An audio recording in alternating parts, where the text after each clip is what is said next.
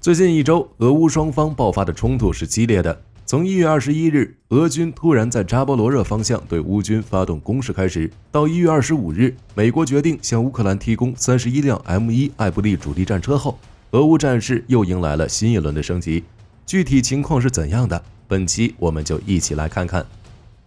之前的数月，俄乌双方都围绕着顿巴斯地区进行反复争夺。而当各方将注意力完全放在这里的时候，1月20日左右，俄军突然就从扎波罗热方向对乌军发动了新攻势。据俄方消息称，乌军在扎波罗热的第一道防线被部分突破，乌军从靠近扎波罗热市卡缅斯科耶撤出。对此，乌方目前还没有予以确认，但基本可以确定的是，俄乌围绕卡缅斯科耶至韦利卡诺沃希尔卡一线的争夺明显比几周前激烈许多。其实，火力军乍一看这消息，还以为是去年5月份的消息。这兜兜转转小1年，俄军依旧在此徘徊。那么此次俄军在扎波罗热方向的新攻势意味着什么？后续将会怎样发展呢？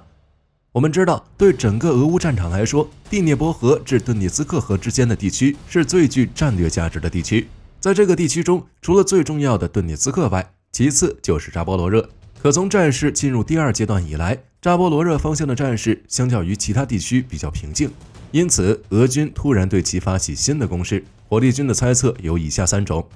首先，俄军可能是要策应顿巴斯的作战，迫使乌军回援扎波罗热；其次是为了占领库班和胡里艾伯勒等重点城市，从而改变对俄军不利的战场态势；最后，俄军最终的目标是进行战略性进攻，一举击倒乌军。其中又以第3种一举击倒乌军最为危险，也最难做到。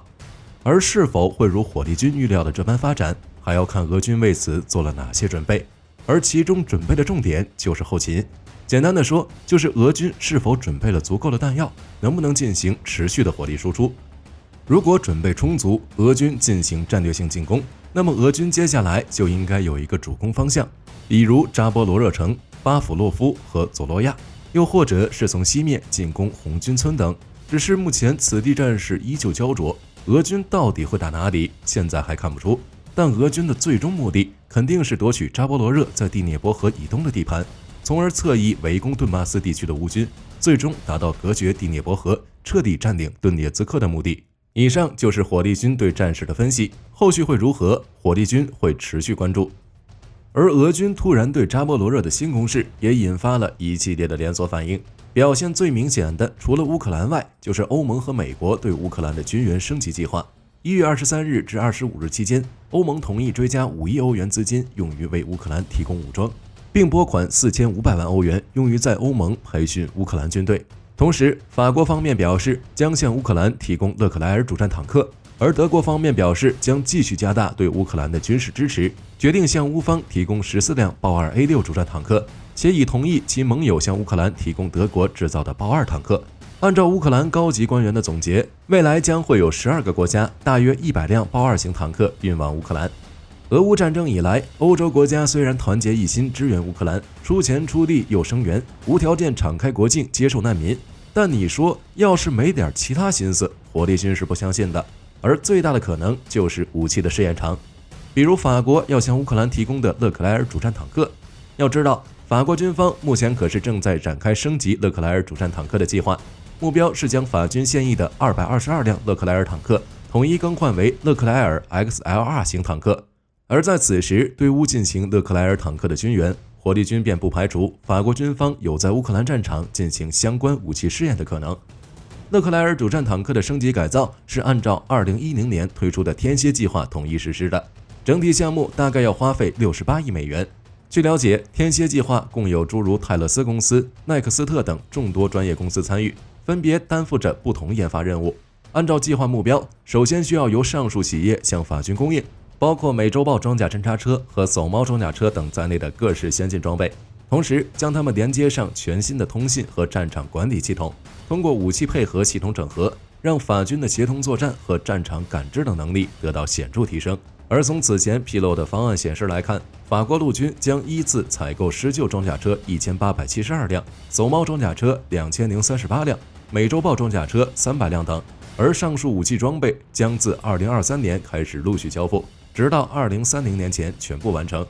另外，在升级现有的勒克莱尔主战坦克问题上，该计划表明会于2027年前完成，其中首批50辆目前正处于技术改进之中，如果一切顺利的话，年后就可以完工。与老款坦克相比，升级后的勒克莱尔 XLR 主战坦克将继续安装可搭载并发射 GIAT-CN120-26 52倍净滑膛式坦克炮。除此之外，该主战坦克还会列装 7.62 毫米机枪和艾斯塔勒集团的遥控武器站，用以实施火力打击。在整体防护方面，该勒克莱尔 XLR 主战坦克将在安装模块化装甲系统的基础上，另外安装山格化装甲和Barrage反爆炸装置，用来增加对发动机等关键部位的完全防护。最后，在信息化领域，升级后的勒克莱尔 XLR 主战坦克除了安装数据导航、定位等系统外，还将拥有新型战术无线电通信、天气信息和指挥，以及核生化防护等多种系统装置。总之，就是通过上述的一系列改进，勒克莱尔主战坦克将获得更出众的火力、防御等综合性能。但是，一个武器即便有了多层面积极的变化，战场真实实力如何，依旧还需要进一步检验。因此，才有了火力军之前的猜测。同样的，新时代最强的豹 2A6 也是如此。毫不夸张地说，豹 2A6 就是为了针对俄系坦克而设计升级出来的产物。联邦国防军在豹 2A5 的基础上安装了更多装甲、更大主炮和更强发动机后，才有了豹 2A6 主战坦克。但是，别看豹 2A6 在当今的装甲战争中，因其极佳的性能，在外销市场上有着不错的销量，可豹2系列一直都深受车体防护不足问题的困扰，尤其是面对地狱火等高穿身反坦克导弹时，其手下和炮盾就脆得跟纸一样，一戳就破。说不定这样的毛病，我们今后会在豹 2AX 上再次看到。而其在侧面防御上，不同于其他普通在侧面辐射了反应装甲的主战坦克，豹 2A6 的侧面防御与其他豹2没有太大的差别，一样的脆。所以在战斗中暴露侧面是一件相当致命的事。同时，因为升级加长了炮塔尾舱，也增加了可被击中面积。在实战中，炮塔的小角度侧面暴露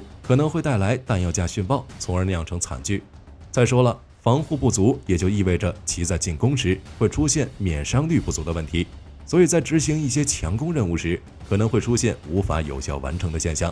因此，在有了乌克兰战场这样的试验场时，拥有豹 2A6 的欧洲国家自然不愿意错过这次机会，即便在战场上报废率也能收集到相关数据，即积累了实操经验，又能为再次升级做准备。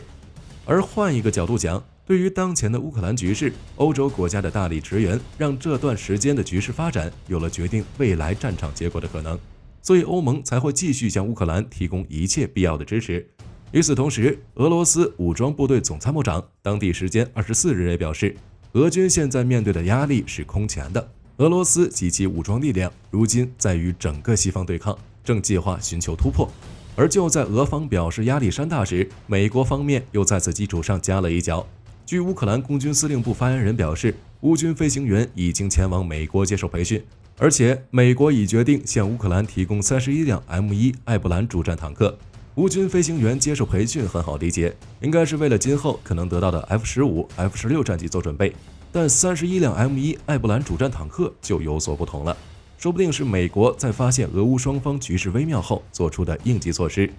要知道，现在的战场正好处在扎波罗热及顿涅茨克南部战场，乌军兵力空虚，而西方支援重武器尚未全部到位，未形成初始战力的微妙时刻。而俄军对扎波罗热的突然袭击，间接促成了美国对乌的坦克援助。若是再加上之前军援的步战车、火炮以及其他各国的军援，乌军目前是有能力重组出北约化重装部队的。况且这一次西方军援的武器数量极大，性能较好，对乌方战力的恢复有着很大的作用。而且按照乌军目前的培训模式，1-2个月在简单熟悉后就能开赴战场。所以我们的基本观点普遍是，随着乌军得到西方重武器数量的越来越多，俄军以现有模式进行消耗作战，未必能得到很好的结果。而之所以称其为应急措施，大家想想，俄军动员多久了？3个多月了，其主力除了一部担负防守作战外，大部分部队一直处于待机整合的状态。可以说，俄军掌握了大把机动部队的有利时机，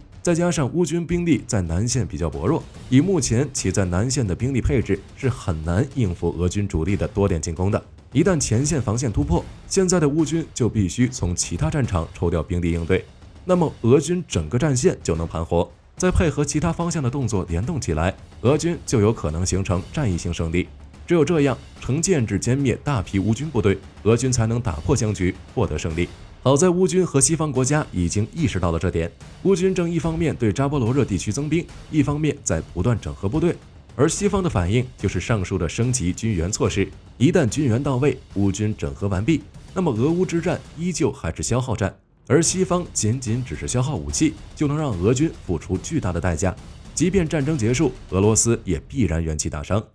谁能想到，仅只是俄军在战场的一个举动，就能引发后续一系列的事情。能打仗指挥的都是走一步看三步。好了，关于扎波罗热地区的局势，大家是什么看法？欢迎在评论区留下你的看法，我们一起讨论。本期就到这里吧，咱们下期再见。